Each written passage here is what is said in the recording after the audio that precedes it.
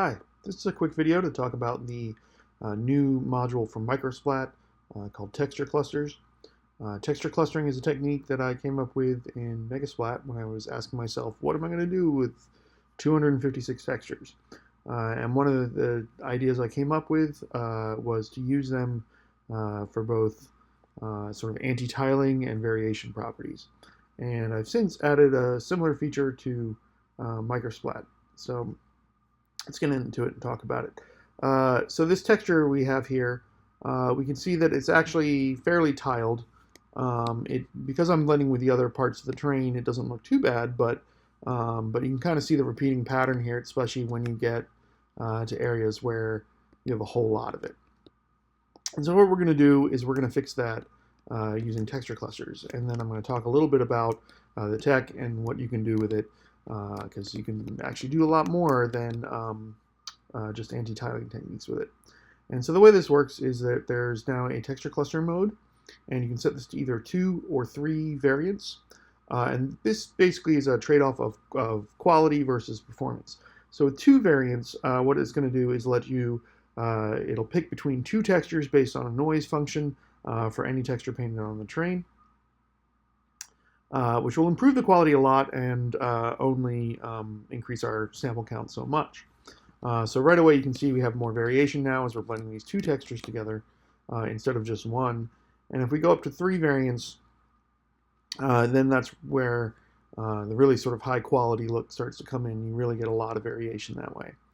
So now where I painted that 1 texture, we now have 3 textures going down, and it's sort of randomly scattering them around and making all this nice subtle variation for us. So sometimes we get the clay in here, sometimes we get the wet look, and it sort of just is mixing them all in a nice way. Now, if you've just purchased the module and turned this on, this is probably not what happened, because we have to actually set up our texture arrays before we can do that and give it extra textures. But before I get into that, I want to go over some of the options here. So once you enable that setting for either 2 or 3, you will have these extra texture array slots here. These are the same as the splats slots up here.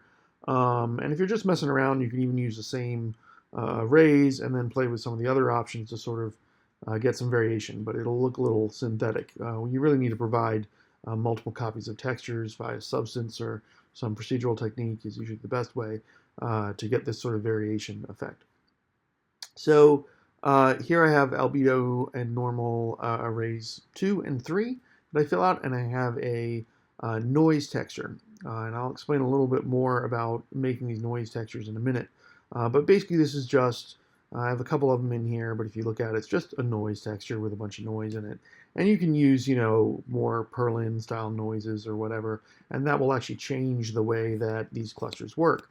So for instance, if I grab, let's get back to my material here. If I grab a different noise and put it on here, we will see the patterning changes, and it's based on that noise function. So the reason I made this one the default noise is that it works fairly well, and it's a very, very tiny texture, which helps it go fast. So we have, for controls here, we have a couple things. We basically have the cluster contrast. I want to make this a little bigger. And basically what this does is control the height-based blending on the clusters themselves. So if you're familiar with MicroSplat, you have this interpolation contrast for between different terrain types, right? But this one, you might decide you want really blurry transitions between your terrain types, but that you actually want your clustered textures to have a really sharp contrast so that they still blend with each other in a really sharp manner. And if I move up closer, you can see how this is a softer versus a harder blend. Let me go ahead and turn up the main interpolation contrast. And so that lets you control that.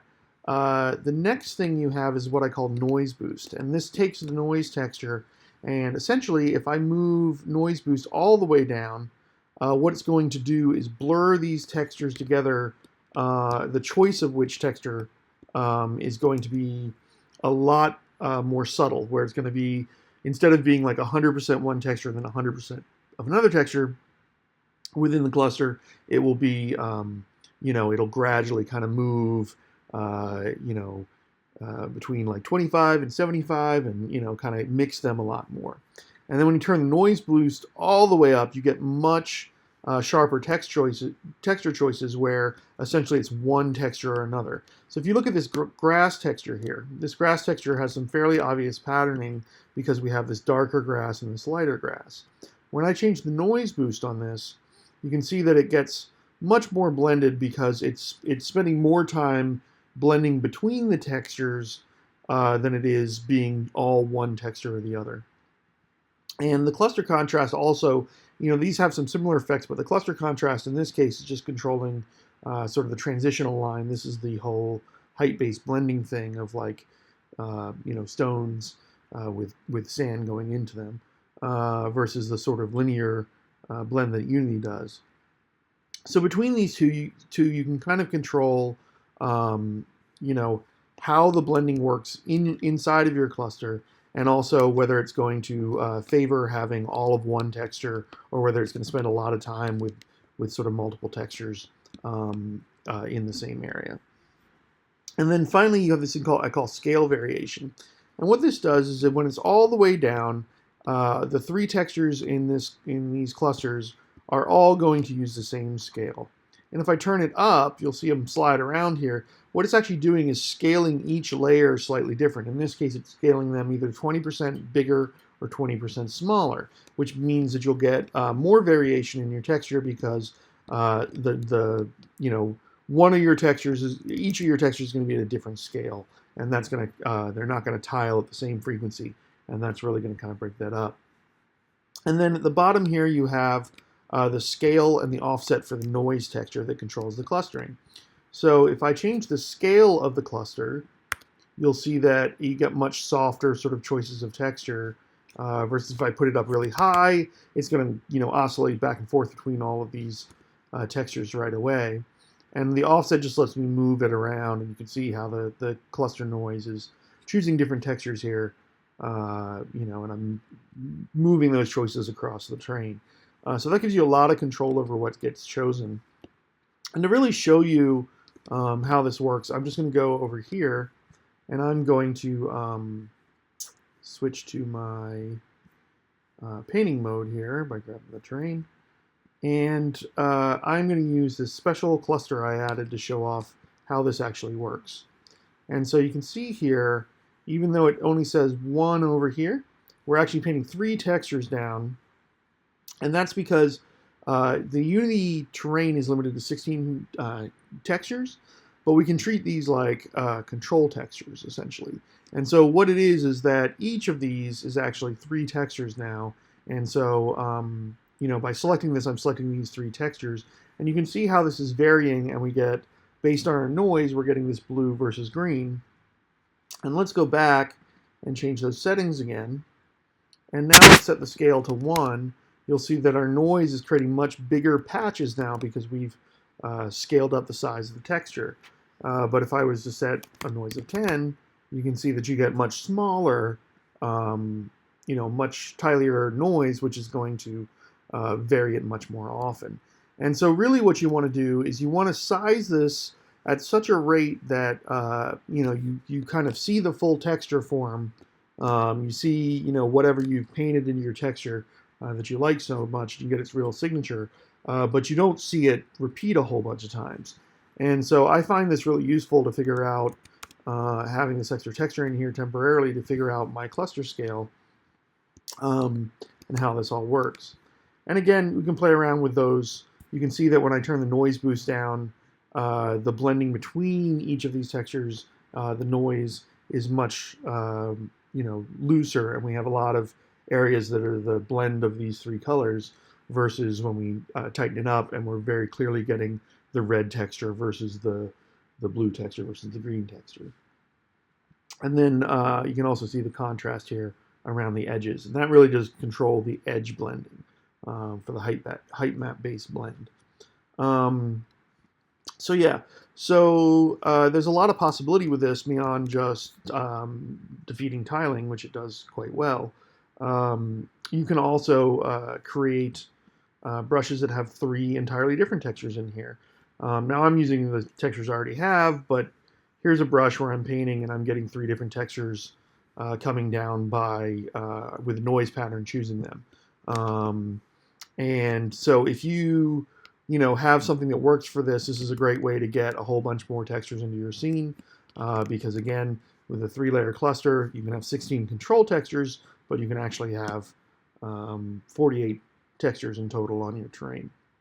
So we have to specify these textures somewhere, and if you're familiar with MicroSplat, you'll know that you do that in the texture array config.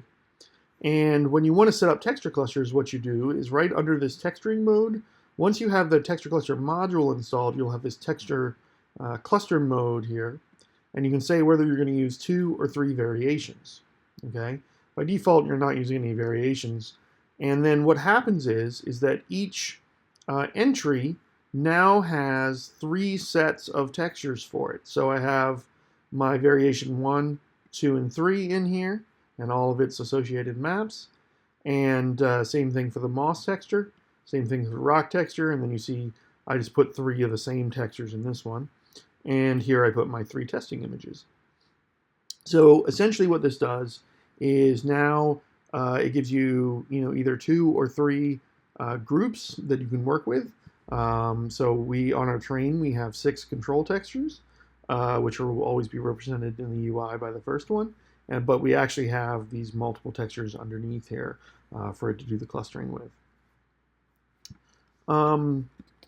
So yeah, that's pretty cool. And then when you actually hit update on this, what it'll actually do is spit out some extra arrays. So normally it would spit out our diffuse and normal array, but because we're clustering, it's going to spit out a diffuse C2 and a normal C2, and then a diffuse C3 and a normal C3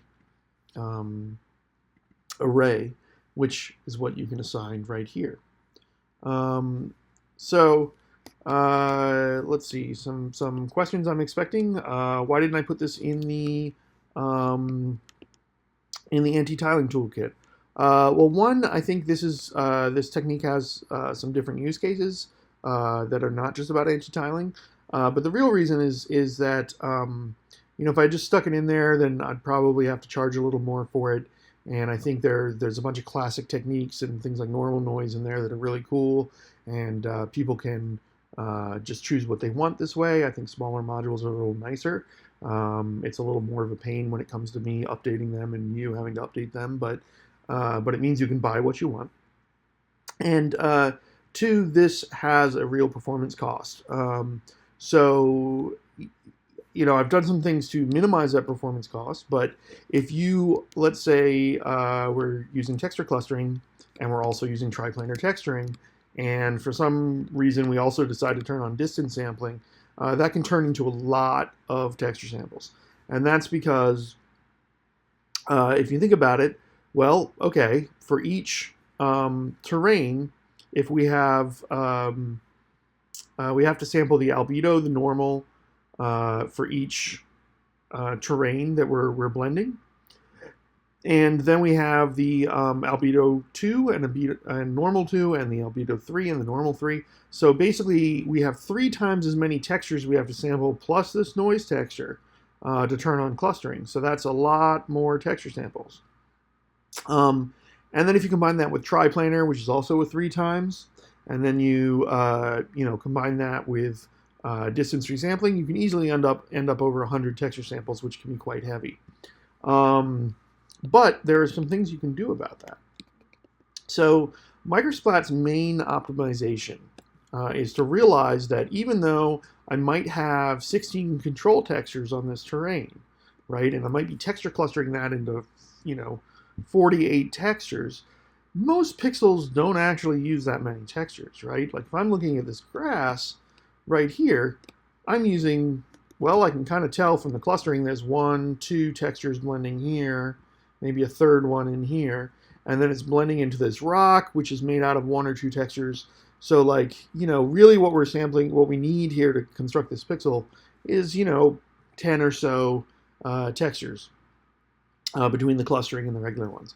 So the main control for this in MicroSplat is this thing called blend quality. And if we actually put blend quality down to balanced, what this essentially does is control the maximum number of texture layers, I guess you could call them, that MicroSplat will deal with. And that is, a layer is like the number of textures stacked on, blended on top of each other in a single pixel, right? And so at balanced, we're only going to do 3 layers. And at fastest, we'll only do 2, and at best quality, we will do 4. And because of the way the Unity terrain works, it never actually will blend more than 4 textures on a terrain, even if you're using 16. It just, the tools normalize such that that doesn't happen. So, if you turn this down to like fastest, for instance, then instead of having 4 layers to sample, you only have 2, which is half as many samples. So if we go back and we say, great, we're going to turn on, just a whole bunch of features here. We're going to turn on like our triplanar mode. We're going to set that all up, and we're going to tessellate it, which is going to require a bunch of samples for the vertex shader, for the tessellation. That's going to mess up my UV, so I'm not going to do it now. And we turn on distance resampling and all these things, and we have all these samples going on. We can probably lower our blend quality a little bit and save quite a bit of processing time. Yeah, I think that's basically the feature. I'm interested in seeing what people do with this beyond just the sort of technique that I introduced in MegaSplat to defeat tiling. The example comes with some example textures that come in these variations. And oh yeah, there's one more thing I really should talk about. So we talked about the settings where basically I can use this like noise boost, for instance, to really tighten up or loosen up the blends on my terrain here. And I can also set the cluster count. Let me just turn down the tessellation for now. When I'm video capturing, it can get pretty slow. There we go. So where was I? So if I'm adjusting this contrast for the clusters or the noise boost here and tuning it for this particular surface, it may not look right for over here. Like this grass looks a little splotchy to me, and so really for this grass, I might want to lower down the noise boost, or maybe I want to just lower down the height-based blending, use more of a linear blend, so that this is much softer and the variation is not so patterny. So what I can do is I can go over here and turn on cluster contrast and cluster boost on the per texture properties. And I think most of the time people are going to, if they really want to tune their terrain and the look of it, they're going to end up with these on. The big advantage here is that now I can select my grass here, and I can go adjust just the grass and get it looking how I want, which is probably more like this, where you do get some of that, but it's kind of nicely blended together. You don't get too many patterns. And then I can go over to my rocks here and say, you know what, for this one, I really want the boost way up, so I don't see a blurry mess of these things. Like, let's just look at this here, where you see the clay here, like, kind of gets lost when you don't have the boost up, because it ends up being kind of an amalgamation of all 3. So by turning the boost up there, I can really pull out those 3 distinct textures and get a better look, and tighten up the height map blend. And it's not going to affect my grass over here. So essentially this really lets me get in and tune each of these. And the way to think about each of these now is that the 16 textures you have are not 16 textures, they're 16 procedural surfaces that you can work with. You can build these out of 3 textures. You can apply different scales to each of the layers, essentially, with the scale variation. You can adjust the blending and contrast on each one. So that's super powerful It really helps make your terrain look like it has a lot more variation and removes a lot of the traditional artifacts that you see. You know, I don't really see anything repeating at all on this terrain anymore. No tiling, and I see much more variation too, which is wonderful. So there's one more little trick with this. If you are using giant textures, a lot of people, they love to make, you know, a 4K terrain and put like, you know, 2 or 4K textures on it and just chew up gobs of memory doing that. And it looks beautiful, you know, I get it. But think about designing with texture clusters instead, because if you were to take 3 textures, okay, that are different variations on a theme, and you mix them together in these random patterns, then that's going to look a lot better than if you just have one tiling texture. And it just turns out that if you can design your textures so that they now fit to a smaller scale, so rather than covering, you know, 10 meters of ground with a 4K texture or a 2K texture, instead cover 5 meters of ground with 3 of these clusterable textures, and then make them half the resolution that you would the other textures, well, then suddenly you get the exact same resolution you had, but with a more complex surface that's actually using less memory, right? Instead of using one 2K texture, you're now using 3 1K textures, which is a nice memory savings, and that will help performance as well because you won't be sampling as much data and won't be having to load as much texture data through the bus. So, you know, texture clusters, even though they have an expense in MicroSplat, you can mitigate most of that expense and get a much more interesting, complex surfacing and actually reduce memory. So that's pretty win-win. There is one other thing you may run into. I specifically run into it on a Mac. If you're on a PC and you're running DX11, you probably won't run into this. But basically, when you there's a maximum number of textures, not texture samples, but textures that you're allowed to have in a shader. On a Mac, it's 16. On a Windows machine running like DX11, that number is 32. And I also have special code in here that shares samplers when it can, which saves a bunch of samplers. So if you're running in DX11, you really shouldn't run into this issue because you have plenty of samplers and whatnot. But to make sure that if you're in DX11, you're getting that, you may need to override the shader model here, and you can tell it to force at 4.6 or 5.0, the shader model. At 5.0, you're basically a DirectX 11 thing. So if you're targeting PC, you can target shader model 5.0, and then you can turn on all the features, and you won't run out of texture samplers. And the reason I mentioned this in this video, this is a more general MegaSplat thing, is just that you're going to be chewing up 5 of them for turning on a 3-layer, or 3-cluster texture clustering. You'd only use, you know, 3, which is not so bad, but 5 extra texture samples when you get 16, and you need to choose 1 or 2 for lighting. You know, that's a lot of your texture samplers. But if you're not running on Mac and you're running on PC, then you have ways to override that, and it's not a big deal. Okay, I think that's it. I hope you enjoyed it, and catch me in the forums.